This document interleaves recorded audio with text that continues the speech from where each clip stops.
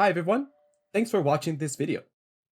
I think you're watching the right video if you like building IoT systems and want to learn more about security. Before we begin, let me quickly introduce myself. I am Paco Gonzalez and I'm an IoT specialist solutions architect. I've been working with AWS technology for a little bit more than 6 years. Today, we're going to see how you can combine two AWS services to secure your embedded systems. The idea is to use them to help you meet your security, risk, and compliance requirements. I'll talk a little about the services involved, and my colleague Nicolas will do a quick demo at the end. Security works in layers. It always has been. The operating system, passwords, local firewall appliances, antivirus, etc. These are all layers of protection that you add to meet your requirements. Similarly, AWS can help you build data protection layers for your embedded systems. Let's start with a fundamental layer, connectivity. Signature v4 or SIG-v4 is the AWS signing protocol used to authenticate requests against all AWS services. For any cryptographers out there, SIG-v4 is nothing more than a hash-based message authentication code, or HMAC. However, on 18th of December 2015, we launched AWS IoT Core. That was 7 years ago. This was one of the first services that, in addition to SIG-v4, it supported mutual TLS. Later, we added support for custom authentication, giving you maximum flexibility when choosing how to authenticate and authorize incoming requests. We pass the request to a Lambda function that you write, and you decide who's allowed in. You're probably wondering, oh, wait, that's a lot of potential Lambdas. But no worries. We also added this option to check for traffic validity. We validate a token you can create using your own private key. All you have to do is share the respective public key with us, and we won't run the Lambda if the signature check fails. Okay, so now we know we can use AWS IoT Core to securely connect our embedded devices to AWS. I get some flexibility with the custom authentication, but wait a minute. The service actually supports mutual TLS. How can I use that feature to meet my needs? Let's see how AWS can help with that. We already know that mutual TLS ensures that the device is talking to the right endpoint and that the endpoint is talking to the right device. We actually make it super easy for our customers to take advantage of this feature, as we generate as many certificates as you need. All you got to do is call the API with a certificate signing request, and we will provide you with an AWS signed certificate that you can use with AWS IoT Core. And then you can put those into your devices. If you want, we can actually also generate the certificate without a CSR and provide you with the private key along with the certificate via the API. However, some customers prefer to use their own public key infrastructure. Having your own PKI, also known as private PKI, lets you choose the signature algorithm ID, the issuer, and validity period. Owning PKI infrastructure also gives you a mechanism to revoke certificates and a standardized mechanism to check if a certificate is valid or not. Some organizations in general, not only IoT, like using their own PKI, as it gives them a comprehensive way of managing all their endpoints and not just embedded ones. Think servers, laptops, desktops, embedded devices, all under the same roof. In fact, it is quite standard for PKI to be centralized and to use hierarchies to separate different types of operations within the organization. For example, say your organization already has a root CA and wants to build a new device. You can create a new subordinate CA and then use that to create a new client certificate. Certificates that can be verified all the way up to the root CA. Now, this is great, but how can AWS help me on this? AWS Private CA is a highly available and versatile CA service. It was designed to make it easy for your apps and devices to use private certificates. For example, you can control who can create a new CA or restrict access to existing CAs using AWS IAM policies. The service supports this thing called OCSP or Online Certificate Status Protocol and CRLs or Certificate Revocation Lists. From an auditing perspective, AWS Private CA provides you and your auditors with visibility into the activity of your private CAs. We actually produced a white paper that focuses on onboarding IoT devices with AWS IoT Core using unique identities. It covers different options, challenges, and considerations for manufacturing and provisioning unique X509 certificates and private keys into devices for mutual TLS. There are even 2 architectural references you can take a look to help you get started. Okay, so we can use IoT Core to securely connect our embedded devices to AWS with a lot of flexibility. I also know that AWS can help me get my own CA in place. I also know that AWS shares all the best practices using a very comprehensive white paper, which we even get some architectural references. So we're good, right? No need to do anything else. And the answer is, as always, it depends. The truth is that you can add as many layers as you want, but for now, let's just focus on the following use case. You have existing private public key infrastructure hosted with AWS or somewhere else.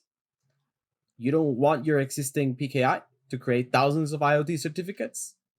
Instead, you would like to create one subordinate certificate and then use AWS to take care of your IoT certificate needs while keeping a chain of trust between devices and your organization's root CA. And for that, I'm going to hand it over to my colleague, Nicolas, to take you through a demo. Hi everyone, my name is Nicholas Switzer and I'm an IoT solution architect with AWS. Today I'm going to go over a demo on how to manage device certificates in IoT Core using AWS Private Certificate Authority.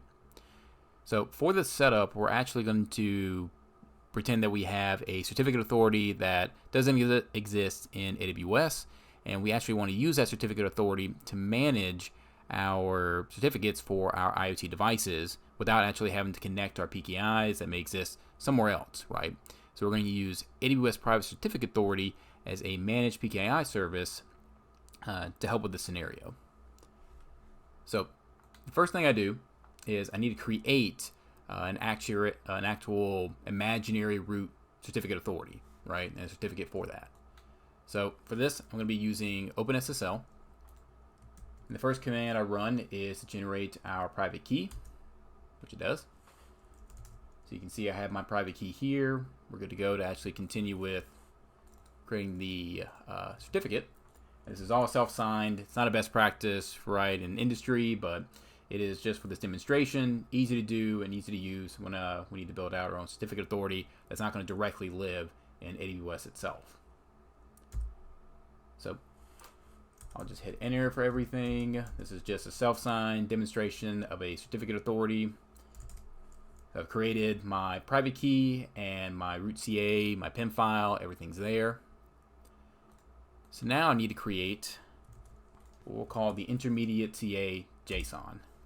And this has all the information about my intermediate certificate authority that will live in AWS Private CA. And it'll exist there, and we're not going to actually upload the root CA that we just created. We'll upload an intermediate CA. So I create this file. Now I need to actually create a subordinate CA in AWS, which is essentially just a way for us to say we're creating an intermediate. It is itself not the root certificate, right? It's not the actual certificate for the root CA. It's an intermediate. So I have this here, this command for AWS ACM PCA create certificate authority. We're creating with a certificate type of subordinate. So for this, I'm actually going to create it in a different region, and this region will be US West 1. So I specify that here in my region, hit enter. Now I've created my certificate authority. So although I've created the certificate authority, and we can double check that here by going to the console and viewing that, yes, I have created a private certificate authority, but I have not imported a certificate. That's why it has a status of pending certificate. So we actually need to import that certificate. So for that process, we first need to generate a certificate authority CSR in PCA. So to do this, we have our ARN, which is our certificate authority ARN, our command. We're going to generate our CSR. And because this is in a different region, I'll need to specify that my region is US-West-1 and hit enter. All right. And that is my CSR that I actually can use to generate my intermediate CA certificate and import into PCA and complete the process. So I'll actually rerun this command, adding a pipe into jQuery to parse out the CSR, and then into intermediate CA.csr, the actual file. So I do that, and you can see that my intermediate CA CSR, my request, is actually existing here now. And now all I have to do is create, it's called the v3 extension file. Just some nice extensions for our intermediate certificate. And I'll create this file here. And now I'll actually generate off that certificate, that CSR will actually generate our intermediate CA PIM file, which is our intermediate certificate. Okay, I've gone through, I've generated it using OpenSSL. And now I can go through the process of uploading, or I should say importing, that certificate into the certificate authority record we created in AWS Private Certificate Authority. So let me grab my ARN here, and then my actual file name for the certificate and the certificate chain. And then of course I'll need the region that I'm going to be using, and I run it. All right, and now that I've run that import, I can refresh my page.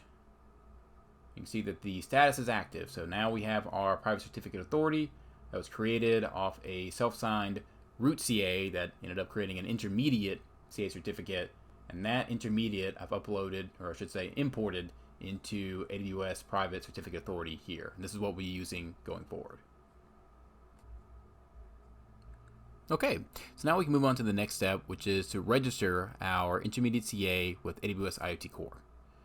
We'll use this to actually generate and approve our device certificates. So the first thing we need to do is actually register that intermediate CA to exist in IoT Core as an approved CA certificate. So first thing we'll do is pull down our registration code from IoT Core. This will be used in our verification certificate. That'll just be used to verify that we own the intermediate CA that we're trying to register. So next, create a private key, and from that private key, I'll create a CSR, and this is all for our verification certificate, which will actually be generated by AWS Private CA. So for this demonstration, all I really need to worry about is the common name field. That needs to be set to the registration code value. And for the rest. Now I just need to actually issue a certificate based off of the CSR that I just generated. All right, so I've issued my certificate, and this is my verification certificate I'll need here in just a second. But now I actually need to get the value of that verification certificate. And the main way to do this is to run get certificate after issuing it. I take my certificate ARN, paste it here. Now, my intermediate CA reg.pim file actually contains a certificate that I just generated in Private Certificate Authority. This is actually my verification certificate that I'll use when registering my intermediate CA with IoT Core. So in the background, you can see on the console, I have no CA certificate registrations currently. If I run the register command using the intermediate CA that I created in my initial steps and the verification certificate that we just created, I can see that my certificate ARN ID was returned and my certificate now exists here. So although it is a status of active, we'll want to make sure that the auto registration status is set to enable. That'll help us for the rest of the demo and ensure that as device certificates are submitted for the first time to IoT Core, they'll at least pop up and exist as certificates underneath this certificates pin over here.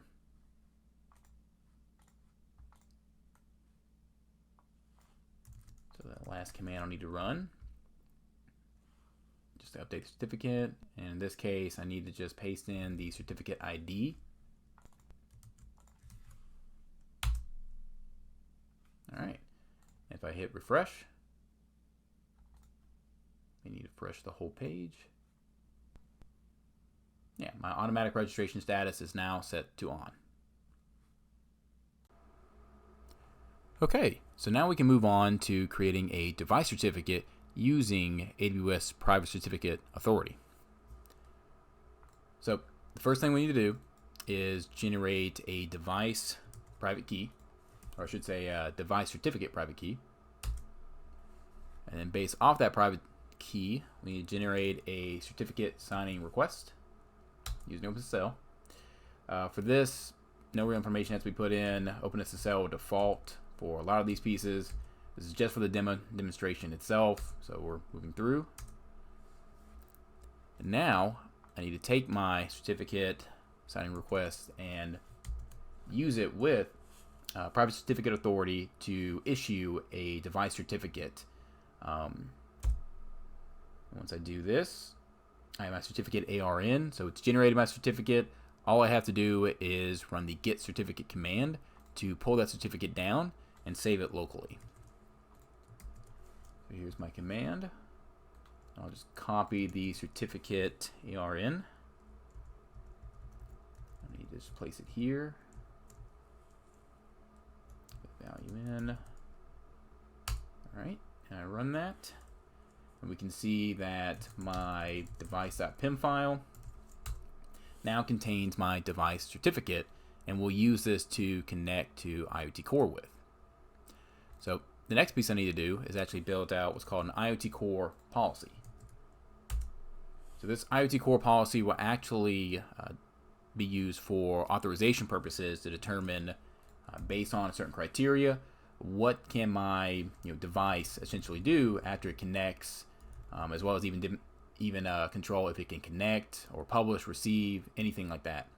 So you'll see in this policy what we're doing is we're constructing everything around the certificate ID, or more specifically, the IoT certificate ID variable. So this certificate ID is actually the ID of the certificate that's being used to connect to IoT Core. So this certificate ID is actually the thumbprint of the certificate itself. And you'll see later on in the demo that when we register our certificate, you'll see the thumbprint that's actually being used as the certificate ID, and this thumbprint and the certificate ID that's registered in IoT Core have to match for that device to be able to connect.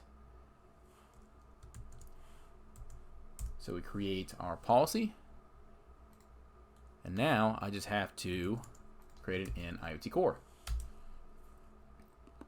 Okay, so now our policy exists, so we are good to go for actually attempting to connect to AWS IoT Core. And the first sample that will actually run will fail, but it's just to show you that this entire policy can be used to restrict based off of certificates that are registered in IoT Core and deny all those that aren't registered in IoT Core.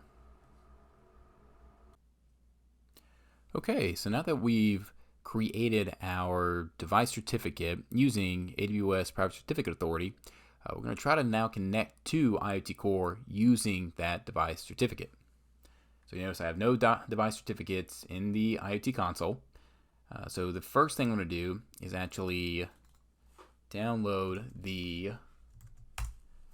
root CA that we'll need for IoT Core. This is the default Amazon root CA that you'll use for TLS purposes and just for connecting to our data endpoint of IoT Core. So next, I'll need to pull down my data endpoint. This is my ATS data endpoint. This is what I'll use to connect to IoT Core with. And what you'll notice in the next couple steps is that as we register our certificate, our device certificate, we'll be using the certificate ID pretty heavily. And the certificate ID is actually just the thumbprint, this number here, of our device certificate. And that's what will be used inside of the IoT Core policy, and is heavily used when it comes to the certificate store in IoT Core.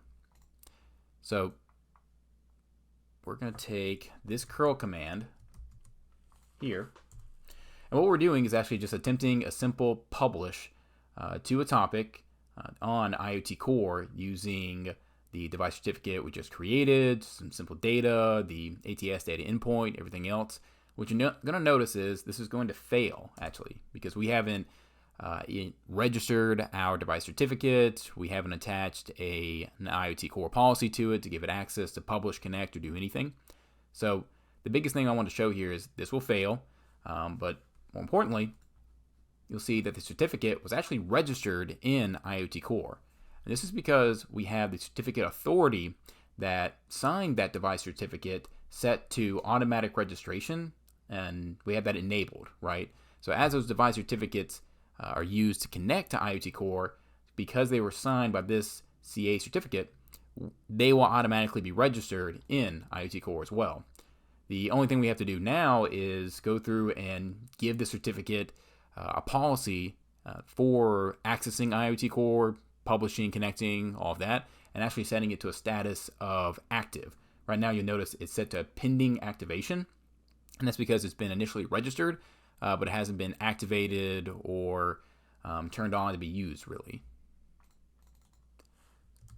So first thing we'll do is attach a policy, which is our device policy that we just created. And I've attached it. And if you actually notice, if I go to click on the certificate itself and look at policies, I have my device policy that we created earlier attached to it now. And if I go through and activate it, see that it has a new, let me refresh the page, a new status of active. So now we can use the certificate for authentication, authorization purposes. It's active. We're now good to go to actually run that curl command again and for it to succeed. So I'll clear some space. This is the curl command we just previously ran, and we got an empty reply from IoT Core just because it wasn't authenticated to actually make the request. So I'll run it again, and we got a message okay, trace ID, everything else. So now we know that the entire flow worked end to end. The device certificate that was signed by an intermediate CA that is hosted in AWS Private CA and was generated by AWS Private CA was used to actually connect to IoT Core. And this is the entire flow and end-to-end of using AWS Private CA with an external root CA and with IoT Core and with your IoT device certificates. Wow, thanks, Nicholas. That was pretty amazing. I can think of a few customers who want to use AWS IoT Core, but also want to keep control of their PKI, but also want to get some help signing certificates. So yeah, all right, everyone.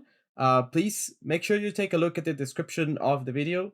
It contains resources that can help you get started with your journey of integrating AWS IoT Core with your own PKI. And that's it for today. Thanks for watching.